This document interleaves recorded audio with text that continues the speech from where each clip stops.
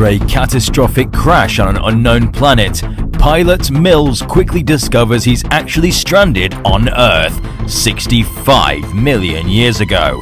Now with only one chance at rescue, Mills and the only other survivor, Koa, must make their way across an unknown terrain riddled with dangerous prehistoric creatures.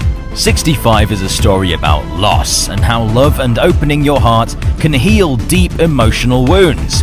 This journey occurs on our planet, millions of years in the past, and Mills and Koa are actually from an ancient alien race, so our planet and its dangers are entirely new to them. There are countless hazards that stand in the way of their goal, some environmental and some prehistoric animals that want nothing more than to bite your head off. It's no secret that the dinosaur designs have been critiqued since its announcement, but now with a high-quality digital release, we can get an even better look at these creatures to get up close and personal with all the terrifying dinosaurs from 65. Don't forget to subscribe and stomp the notification button to become a resident of Dangerville today. Bear in mind, a few of these aren't necessarily dinosaurs, so even though the film is set 65 million years ago, some of these animals are prehistoric reptiles from way before that time period that would not exist in the late Cretaceous. But the filmmakers decided to turn this interpretation of Earth into a mosh pit of different animals from different eras. So imagine it as more of an amalgamation of everything prehistoric. Which brings us to the first creature. The river serpent. The first creature on the list is mostly a mystery. We briefly see it within the first 15 minutes of the film as it feeds on the bodies that were launched from the ship during its crash landing. It doesn't attempt to attack Mills, perhaps satisfied by scavenging the bodies surrounding him. After researching prehistoric serpents, we can confidently call this a Titan boa, a 50-foot snake that roamed the Earth 66 million years ago in South America. Whilst making a brief appearance, it marks the first time a deadly creature is spotted by the audience, but Mills has no idea of what lurks out there until this next beast. The first dinosaur to attack Mills that jump scares its way into the film is the iconic Velociraptor, a small genus of dromaeosaur that lived in Asia in the late Cretaceous period 75 to 71 million years ago. And this critter isn't the raptor you remember from Jurassic Park. This one is much smaller, actually closer to the true size of the animal. We see the raptor in two scenes, once where it attacks Mills and another later on in the film when it stalks Koa, looking for its next meal. It resembles something like a naked chicken with deep red skin and quill-like proto-feathers that protrude from its back. For a creature of such a small size, it definitely does some damage and seriously injures Mills before it's beaten to death by the back of his sonic rifle. Koa defeats another velociraptor by deploying several small grenades, brutally blowing up this animal before it had the chance to eat her.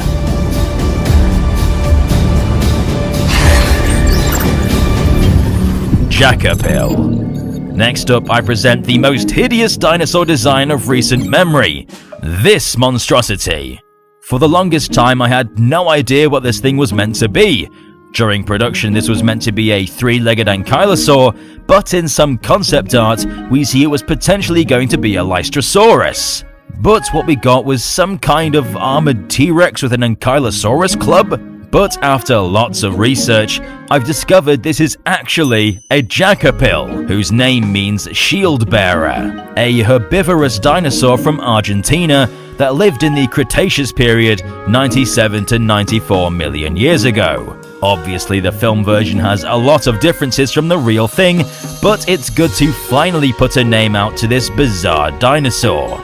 This creature meets its fate after Mills and Koa assist it out of a tar pit when it's greeted by the next dinosaurs on this list that tear it to shreds.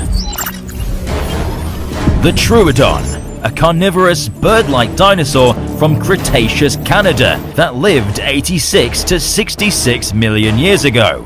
It stood at a height of 3 feet tall with a length of 8 feet and is often called one of the smartest dinosaurs that ever lived, with the largest brain case to skull size ratio. We do see their intelligence on display in the film as they demonstrate pack hunting capabilities and are waited for the perfect time before lunging at their prey. And whilst the real Troodon most likely sported feathers like other smaller dinosaurs, the movie versions have a similar body structure to the real thing and seem to be an accurate scale. And one thing I appreciate is their bird-like sounds and movements as they hop around and act pretty realistically. Appreciate this dinosaur while you can, because the next one is a monstrosity.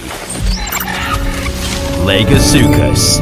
The Lagosuchus was a lightly built archosaur that lived in the Triassic of Argentina, approximately 230 million years ago. Notable for its long, slender legs and well-developed feet, it most likely moved on all fours most of the time, just like what we see in the film. Although, unlike the film, which has these terrifying predators being wolf-sized, the real Lagosuchus stood at a height of 25 centimeters, with a length of 51 centimeters, and weighed around the same as a common pigeon. We're introduced to these reptiles as they try to hunt Mills and Koa in large packs, with hopes of overpowering our two leads. One of them almost drags Koa away to be devoured before Mills comes over and scares it away with several blasts from his rifle.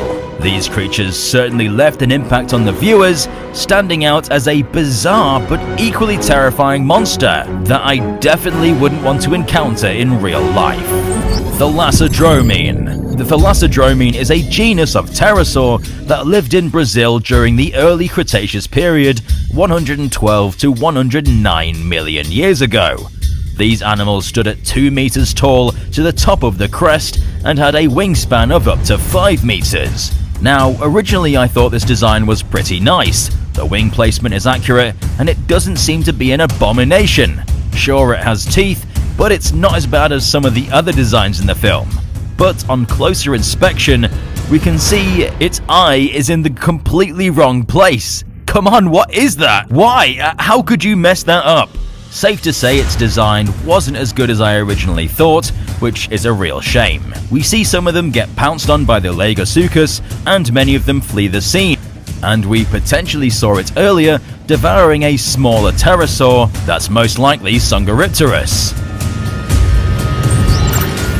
Tyrannosuchus. The next dinosaur we see is a huge quadruped reptile that I guess is the big bad villain of the film. It's hard to pinpoint what animal this specifically is, since nothing like it ever existed. The closest we can assume is that it's a sized up Postosuchus, a reptile from the late Triassic of North America that lived between 237 to 201 million years ago. The real thing stood 1.2 meters tall, whilst what we see in the film looks even larger than a T-Rex, which is why I've decided to name this creature the Tyrannosuchus. This animal is first seen trying to eat our leads in a cave, and later on returns to get revenge as Mills blinded it in one eye with his sonic rifle. It gallops after him as he tries to draw it away from Koa, who sat in the escape pod. But before it can eat him, Koa jumps out and blinds it in the other eye using a sharp bone she found in a forest. It's cooked alive as a geyser shoots up boiling water from the hydrothermal vent, which ends its reign of terror. Oviraptor.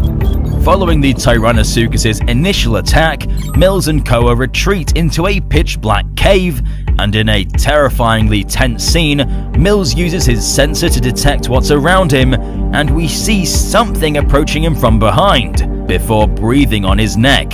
They then enter an intense battle as we discover this is an Oviraptor, a dinosaur that lived in Asia in the late Cretaceous period, approximately 89 to 70 million years ago, a carnivorous creature that hunted eggs, shellfish, and smaller reptiles.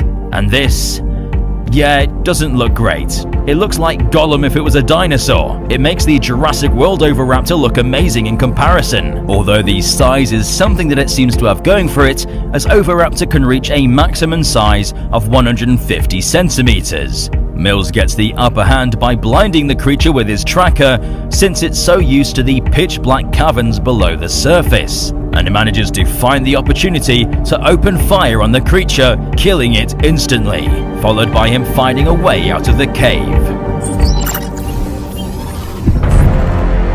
Tyrannosaurus Rex. Next we see possibly the most impactful dinosaur in the film, the Tyrannosaurus Rex. We all know about this beast, the animal with the strongest bite force of any terrestrial organism that lived in the late Cretaceous of North America between 68 to 65 million years ago. Now, to the surprise of everyone, we don't just get one T-Rex, but we get two, a male and a female, with a display of sexual dimorphism, as the male has white stripes going down the back of the animal. This is another design I actually quite liked, although from the front we can see the Rexes have dog-like canines, which is bizarre. They come out from the forest and begin attacking our two leads, who are trying to flee the planet in their escape pod. So perhaps this display of aggression is simply an act of protection for an offspring that's potentially nearby. The Rexes nearly eat our leads, although Koa uses a hologram of Mill's daughter to distract the dinosaurs, and he gains the strength to get up and defend himself and Koa, and free fires at the Rexes at their weak spots. He shoots one in the eye, and as the other attempts to tear apart the ship, he fires at the tibia and the ankle joints, so it buckles under the pressure of its own weight. The T-Rexes were defeated, perhaps an act of mercy, before the humongous asteroid collided with the planet.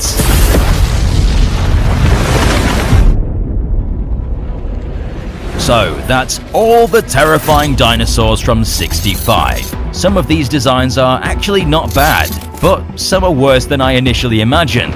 It's strange to see so many animals from across the world that came from entirely different time periods come together for this one film about survival and love. I don't mind the designs as much as some people. It's not the end of the world for me. It's just a science fiction film about an alien race that crash lands on Earth after all. So who cares if the T-Rex looks a little funny? What do you think about the dinosaurs from 65? Is it a deal breaker for you?